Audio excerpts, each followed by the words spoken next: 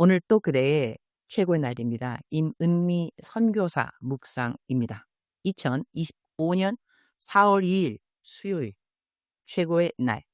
하나님은 언제 내 기도를 응답하시는가? 이사야 58장. 나는 많은 분들로부터 다양한 기도 제목을 받는다고 하겠다. 어제는 아래와 같은 글이 왔다. 앞부분 생략합니다. 남자 중학교 같은 반 24명 있는데요.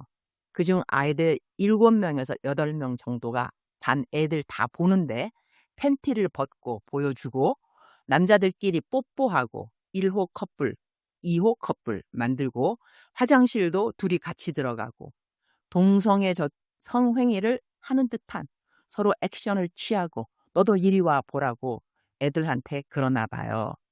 제 아들한테도 2번 정도 막 다가오려고 했다고 해요. 그래서 너 신고할 거라고 막 피했대요. 마침 신입생 학부모 상담 기간이어서 남자 담임 선생님께 지금 반 아이들 8명 정도가 이렇다고 말씀드렸더니 선생님 안 계신 쉬는 시간과 점심시간에 이런 일들이 벌어졌나 봐요. 너무 놀라시면서 모든 선생님들과 의논을 해서 대책을 세우시겠다고 했고 얘기해보니 다른 반도 이런 일이 있었다고 해요. 그 아이들을 불러 상담했고 학교에서 성추행 이런 거 하면 안 된다. 작은 교육 정도는 했나 봐요.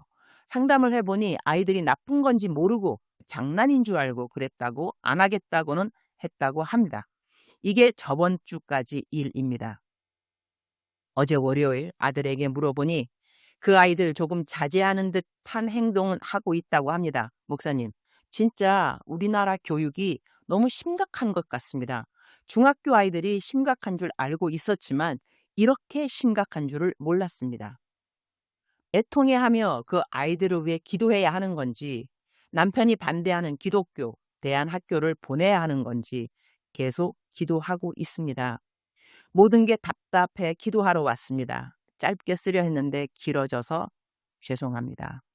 나는 이 글을 읽고 너무 당황스럽고 또한 황당스러워서 얼른 중학교에서 교사를 하고 있는 내 멘티에게 도움을 구했다. 그랬더니 아래와 같은 답이 왔다. 멘토님, 진짜 어려운 상황이시네요.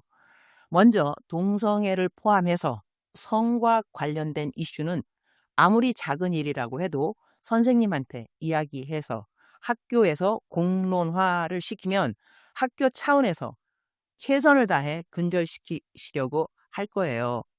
절차대로 처리하지 않으면 학교도 곤란할 테니까 이야기하면 계속 강조 교육하고 조사하고 할 거예요.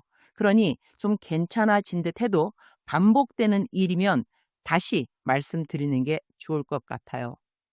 그 아들뿐 아니라 다른 아이들을 위해서도 학교를 위해서도요. 대신 그 아들이 아들을 통해서 알려졌다는 사실을 꼭 비밀로 해달라고 당부하라고 해주세요. 학교를 옮기는 문제는 케이스에 따라 주님 생각이 다르지 않을까요? 그리고 그걸 가장 깊이 기도하며 결정할 주체는 부모님과 아들일 것 같아요. 그러니 기도 부탁을 남들한테 할 수 있겠지만 부모님이 그 아이와 함께 기도하면서 결정하시면 좋겠어요. 제 생각엔 그 아들의 의견이 중요할 것 같아요. 장단점이 다를 것 같아요. 어차피 세상은 어지러워지고 피해서 살 수 없으니 지금 학교에서 현실을 경험하며 면역력을 기르고 그 안에서 주님의 사람으로 살아가는 법을 배우며 강하게 자랄 수도 있어요. 하지만 지금 그 아이의 마음과 영적 상황에서 감당치 못할 시험이 될 수도 있고요. 또 기독교 대안학교에 가서도 왕따를 당하는 제 친구 아들도 있어요. 그러니 어느 학교가 그 아이에게 가장 좋을지 어떤 걸 피하고 어떤 걸 만날지 미리 예측할 수는 없을 것 같아요. 그래서 저라면 그 모든 장단점과 가능성을 그 아들과 함께 이야기하고 주님의 뜻이 이루어지길 함께 기도하는 시간을 보낸 뒤 그 아들의 의견에 비중을 실어서 결정할 것 같아요. 내가 이러한 문자와 또한 이 문자에 대한 답변을 내 묵상에 올리는 것은 내 묵상을 읽는 분들이 참으로 여러 카테고리이기 때문이다. 중학교 자녀들을 데리고 있는 나의 묵상 식구들이 많이 있는 것으로 나는 안다.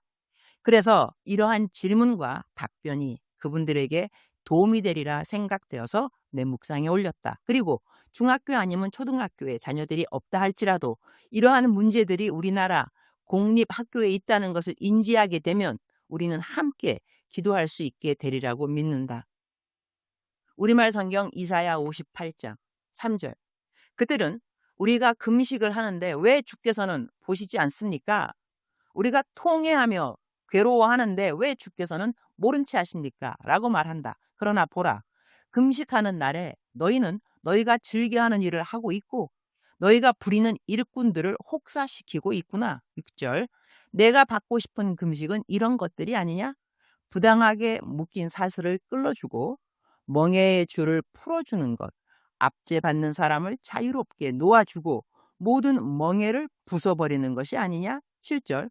너희가 굶주린 사람에게 먹을 것을 나눠주고 가난한 노숙자를 집에 맞아들이는 것이 아니냐?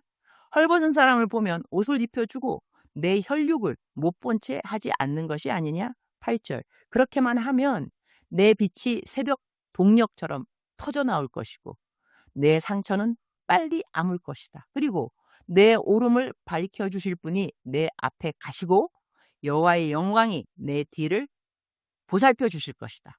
9절. 그때야 비로소 내가 부르면 여호와께서 대답하실 것이다. 내가 도와달라고 외치면 그는 내가 여기 있다 하고 말씀하실 것이다. 내가 너희 가운데서 억누르는 멍에와 손가락질과 못된 말을 없애버린다면 10절. 내가 굶주린 사람에게 열정을 쏟고 괴롭힘을 당하는 사람의 소원을 들어준다면 내 빛이 어둠 가운데 떠올라서 내 어둠이 대낮처럼 밝아질 것이다. 우리는 간절한 마음으로 하나님께 기도할 때 금식을 하곤 한다. 그러나 오늘 성경 말씀은 금식할 때 우리가 어떤 태도를 가져야 하는지에 대해 가르쳐주고 있다고 하겠다. 만약 우리가 금식을 하면서도 다른 사람들에게 긍휼을 베풀지 않는다면 하나님께서는 우리의 기도가 아무리 간절하고 우리가 가장 중요하게 여기는 음식을 끊고 기도한다 해도 응답하지 않으시겠다고 말씀하신다. 하나님께서 원하시는 것은 단순히 음식을 끊고 때를 쓰는 기도가 아니다. 우리 주변의 이웃을 돌아볼 줄 알고 특히 가난한 사람들과 억압받는 사람들의 고통을 이해하며 그들을 격려하는 태도를 가지는 것이 중요한 것이다. 하나님께서는 이러한 모습을 기뻐하시며 우리가 그런 마음으로 나아갈 때 우리의 기도를 응답하실 것이다. 그러므로 우리가 금식을 하지 않는다 할지라도 하나님이 원하시는 삶의 태도로 살아간다면 우리의 기도가 하나님 앞에 상달될 것임을 또한 알 수 있다. 주님, 오늘 또 최고의 날입니다. 우리는 누구를 돌아보아야 할까요? 내 마음속에 간절한 기도 제목이 있다고 해서 세상의 말로 내 코가 석자라며 다른 사람들의 필요를 외면한다면 하나님께서 내 기도에 꼭 응답하셔야 할 이유가 없다는 것을 깨닫습니다. 나의 필요가 크면 클수록 나의 아픔이 깊으면 깊을수록 더욱더 주위 사람을 돌아볼 수 있는 하나님의 마음을 허락해 주시기를 기도합니다. 오늘도 저는 어제처럼 키스와힐리를 열심히 할 것입니다. 감사한 것은 많은 분들이 저를 위해 기도해 주시기 때문에 이전에 배웠던 단어들이 금방금방 떠오른다는 것입니다. 열심히 배워서 가능한 빨리 스와힐리어로 자유롭게 설교할 수 있도록 주님께서 도와주시기를 기도드립니다. 주님 사랑합니다. 주님 감사합니다. 오늘 또 저를 보시며 기쁨을 넘어서 감동이 되시면 참 좋겠습니다. 외울 말씀 이사야 58장 10절. 내가 굶주린 사람에게 열정을 쏟고 괴롭힘을 당하는 사람의 소원을 들어준다면 내 빛이 어둠 가운데 떠올라서 내 어둠이 대낮처럼 밝아질 것이다. 작정서 점수 100점. 사랑하는 그대여, 사랑하는 그대여, 출석 부르고 있습니다. 대답하셔야죠. 사랑하는 그대여, 요즘 저희 한국에는 재해민들 때문에 정말 재해민들의 어려움, 그들의 잃어버린 재산들, 건강들, 가족들, 참 참담한 소식이 아닐 수 없습니다. 한국의 경제가 많이 어렵다고 하더라도 제가 오늘 묵상과 이어서 권면 드리고 싶은 말씀은 꼭 혹시 그대 주위의 지인 중에 아는 분 중에 이 재민들이 있단다면 특별히 꼭 그들을 스쳐 지나가지 마시고 그냥 기도해 주겠다. 그 한마디도 정말로 중요하고 감사하지만 기도하기 때문에 하나님께서 그대의 마음을 움직여주는 얼마만큼의 재정 후원이 있을 것도 같습니다. 그래서 꼭 그런 분들을 찾아서 좀 도와주시면 참 좋겠다. 그런 마음이 저에게 있습니다. 꿀꺽하네요. 오늘 우리 이사야 58장 말씀처럼 하나님이 기뻐하시는 기도하는 사람들의 태도는 늘 남들을 돌아보는 그 태도라고 생각합니다. 이렇게 재해를 만난 사람들은 도와달라고 쉽게 말을 못할 수도 있을 것 같습니다.